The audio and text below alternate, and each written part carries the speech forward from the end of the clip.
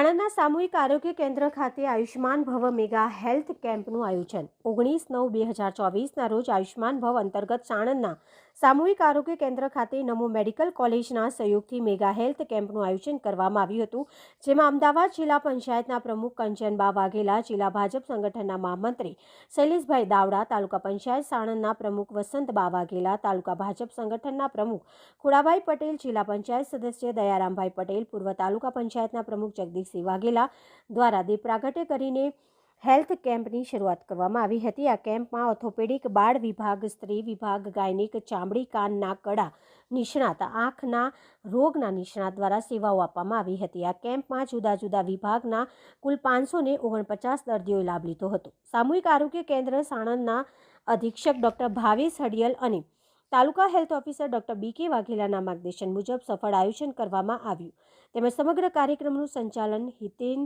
હિતેશ જોશી દ્વારા કરવામાં આવ્યું હતું। Reporter Chirag Patel, ET news live 24, Sanand.